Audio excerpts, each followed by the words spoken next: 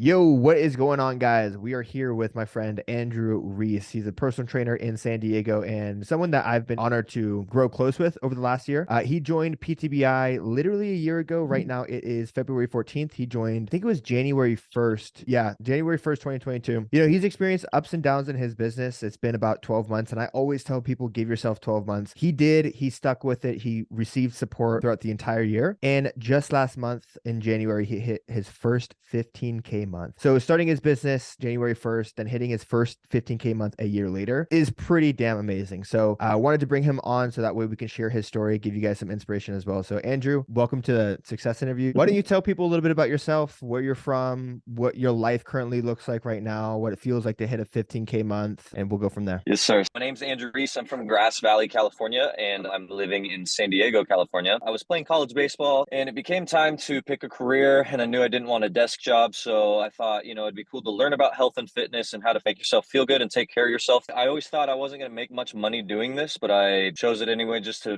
be happy and do something I love. And then I started personal training at a commercial gym, was getting absolutely screwed on money like everyone else at a commercial gym. I actually got a taste of my own personal training, on my own, working for myself while I was during COVID. And I knew immediately, I was like, okay, I need to be doing this for myself, but I have no idea how to do this for myself. I have no idea how to market, no idea how to create leads, no idea how to do sales, any of that. And then I moved down to San Diego, knew I could have a better opportunity down here in the fitness industry. I remember the first day, came to Self-Made, signed up for the gym. Matt Pallardy was like, hey, we got this guy named Zach coming to kind of do a seminar and teach all the personal trainers here how to run their own business. And I'm not kidding. Within the first 10 minutes of you talking, I knew I needed you. Everything you were saying makes sense. It was clear that you had done it. It took me a while to bite the bullet because I knew it was an investment in myself. And, that can be scary just for anyone. I mean, I tried it on my own and immediately knew I needed you. So January 1st, put down the money and got rolling with you. Amazing, brother. And what's happened since then?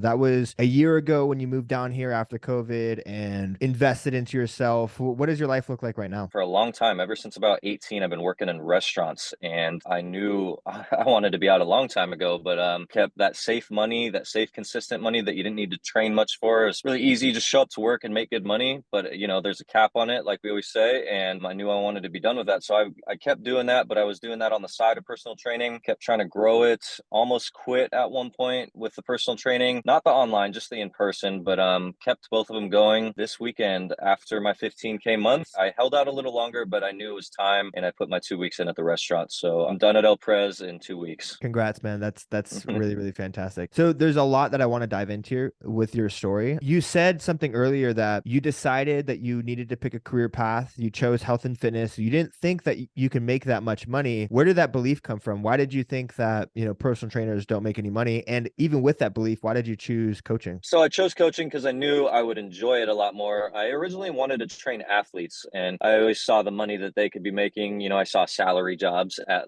for, an NFL team making 200K a year. Thought that was amazing. I thought, that was going to be kind of my cap. I never thought I could really make a lot of money. I didn't understand business. I didn't know shit about business at the time. I chose it anyway because I wanted to be happy. I thought you couldn't make a lot of money because one, I hadn't seen a lot of trainers making a ton of money other than, celebrity trainers and stuff. It's just what other people would kind of say. People that had made money would always be like, oh, you can't make money doing personal training. Like, you're not going to make a lot. And I always just told them I didn't care. I just do what I loved. And I really did believe them, though. I really didn't think I could make a ton of money. The online world also wasn't quite as big back when I was choosing a career. So that has opened up a ton of doors for us. And that has given us the opportunity to scale a lot bigger. And I would say easier. I'm not saying it's easy to do, but easier than it was. And you still got to work your ass off, obviously, to scale up. You changed my thoughts where I was like, okay, I can make a lot of money doing this and I can do it on my own how I want to. Yeah, I was actually just about to say, at what point did you realize like, oh shit, you actually can make a lot of money and do something that you love? But you pretty much answered it right there. Did you go to college at all for health and fitness, or did you just go straight into personal training? Yes, I went to college, and a lot like what you said with your story,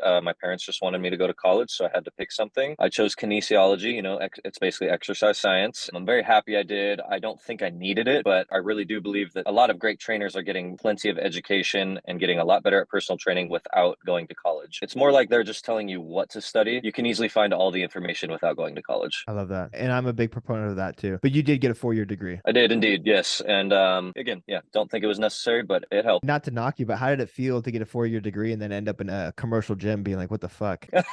Okay, so at first, you graduate college, you get this huge weight off your shoulders, you think you're good, and then all of a sudden you're not making shit. So I show up to this commercial gym. One, personal training, you got to build your schedule and grow clientele. So at first, not only was I getting fucked on money and not getting a lot of money, I didn't have a very busy schedule. So I'm coming out of college and probably making, I bet, 20K or something ridiculous. And I'm like, how the hell am I going to save money? How the hell am I going to invest and grow doing this? Like I didn't see a way out. What was your experience like working in a commercial gym? Because a ton of people will tell me, hey, I really want to start a business, but I want to work in person first so I can get experience and, learn how to do it. And I'm like, one, they don't help you. Two, you're not going to make any money. Three, you're going to have no clue what you're doing because building an in-person business is exactly the same as building an online business, except they don't really give you the tools necessary to do so. They just kind of use you to feed and fuel the funds for the gym. So what was your setup at the commercial gym? And at what point did you decide that, you're going to quit? I do agree with a lot of what you said. I'm not going to lie. I don't agree with every single thing you said. I do think you are going to get fucked on money. You're not going to make shit. Even if you get a full-time schedule built up, you're not going to make much. But they teach you, I mean, it also depends on where you go. My place where I was at did teach me how to market myself.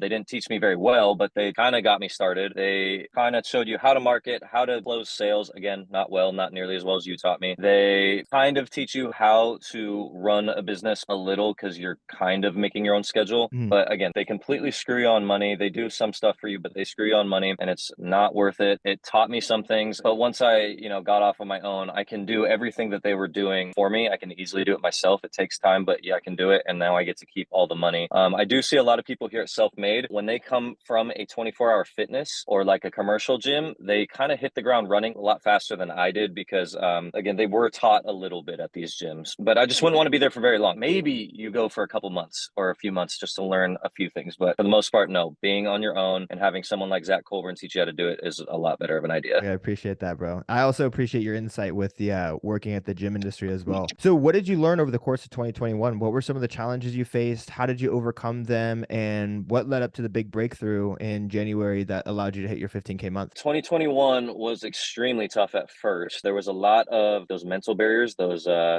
limiting beliefs. I had to get rid of a ton of those. I'm not even done getting rid of them. First, it started off with just not being very comfortable on social media, which you helped a lot with. You've got to put yourself out there. You've got to show what you know, and it's obviously a huge part of marketing. I didn't know how to market myself. You taught me all that. I didn't know how to do sales. I didn't know the process of making a sale. I would come off way too desperate. I didn't know the right wording. I didn't know how to go through a sale. And that was, again, all covered in the program, in the PTBI program. So it was marketing, it was sales, lead generation via marketing. That was something that I had no direction in, would not have done well had I not signed up with PTBI. Didn't know what I was doing at all. 2021 was hard. I almost quit the in-person training just because I was paying rent at this gym to run my own business out of here. I almost quit that in like March. And thankfully, some of our good friends named Wyatt and Matt, they helped me, stick around. And I still am very happy to be here. And then I actually kept doing my side job at the restaurant. That helped me become a little less desperate with my sales because I had a little money on the side.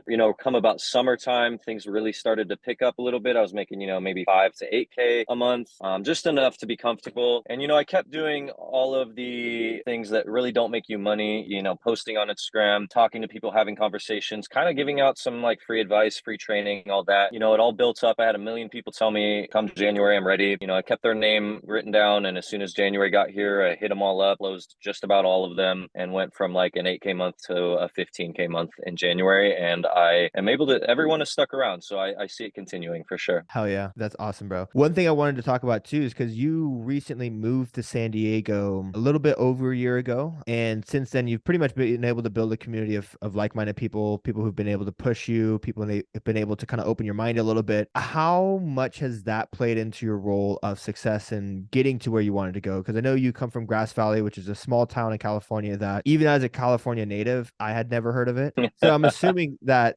up there's not as much opportunity. So how has your life changed just surrounding yourself with like-minded people, moving to a new city, starting fresh and kind of going after this dream? Yeah, man. So I don't dislike Grass Valley, but I was very unhappy living there during the pandemic because kind of like what you said, it's a little slower of a town, really small. People aren't really driven out there. People are more just chilling, enjoying the peace and quiet of being out in the sticks. And I loved it, but I was not surrounded by anyone that was pushing me. I was pretty unhappy because I'd want to go out and work my ass off and people just didn't get it. They wanted to go smoke weed and party and not be working working our asses off and not be pushing ourselves. And so I knew I needed not only to get to San Diego because it's a bigger fitness industry, but I knew just needed to surround myself with people that would push me. And I remember coming into self-made and kind of getting to know Matt and Wyatt and all them, and immediately knowing this is where I needed to be. This is a bunch of like-minded people that are grinding every day, trying to build their business bigger and bigger, trying to better themselves every day. And I actually just moved in with Wyatt because I want to be surrounded by those type of people even more. It has been really big. Like I said, Matt and Wyatt saved my ass when I wanted to quit in March. They helped me just a little bit, not really give me a handout, but just helped me a little bit and guided me. And I'm super, super thankful for that. Obviously, I had your help as well. That was massive as well, teaching me the back end of business and how to,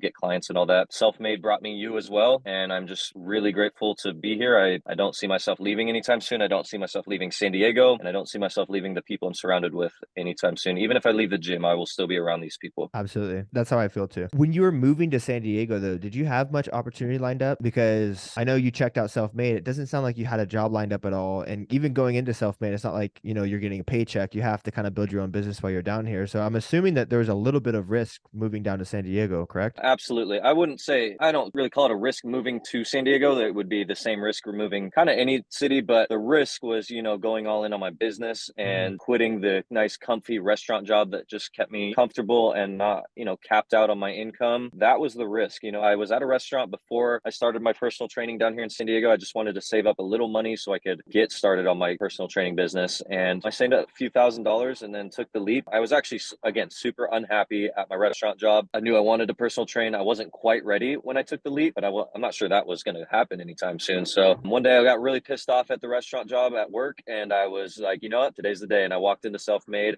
Matt said, well, I was one of the only people that's ever just paid rent on the spot, and I hit the ground running and took the leap. I was ready to be done with it. I love it. Yeah, I think that everyone has to have a breaking point at some point. For me, when I quit my busing job, it was the fact that I was promised to get moved up to a food runner after being a busser for 2 years, and the person who got hired behind me ended up getting moved up, and that happened twice. And I just like, you know what? I'm not going to be a busser for the rest of my life. I'm going to quit. I'm going to figure this business out. So we're nearing towards the end.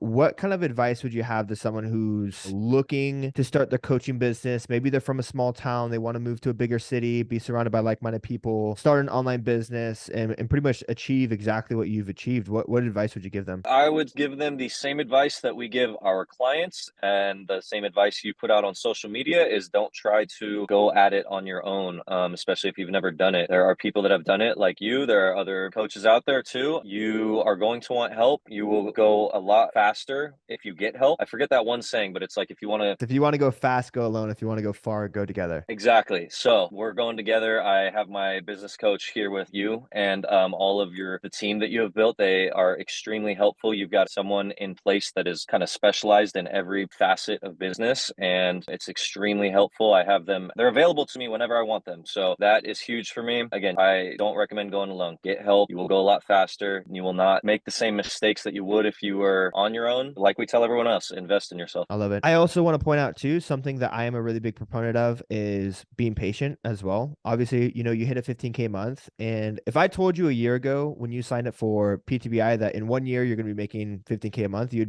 be fucking stoked, right? Absolutely. However, 3 months in, 6 months in, you're not seeing that return just yet. I always tell people you have to give yourself 6 to 12 months. And that's reality of it. Once you're there, 12 months isn't that long at all. You're like, oh shit, I built this business in 1 year. That's freaking crazy. But when you're in the middle of it, you feel like it's going so slow. So that's something that I wanted to point out too. Your journey wasn't an overnight success. It did take a year to build your business, and there was many lefts and rights and ups and downs, but you made it to the end destination, which is ultimately the end goal. 2023, what are some goals that you have set up for the year for yourself? What's the next move? What's the vision for 2023? Yeah, I'm actually going to touch on what you just said a second ago. There was some dark times in 2022. There were some times I was ready to quit. There was times where I got hit with job opportunities that could immediately make me more money. But I remember you're saying stuck in my head a lot, like give yourself a year, just see what happens after a year and just trust the process. And something that you had us read, Psycho-Cybernetics, that book, it changed something about me. But goals for 2023, I want 10K to kind of be my floor. I don't want to be going under that for each month. I don't see any reason that I can't, hit 10K every month now with how much has built up and how much it's continuing to build. Like the word of mouth is continuing to build. I have a kind of crazy month of February, but I immediately want to shoot for 20K a month. In March, I could see myself definitely getting into PTBI takeover by, I don't know, sometime this year. I love that. Yeah, I'm very interested in that. I'm not ready to go fully online yet, but that is an absolute dream. The dream was always to be fully online and kind of travel and work online. I always had this idea that I want to do the van life and work out of it, get some Starlink internet on there or something and just work from wherever. Hell But yeah.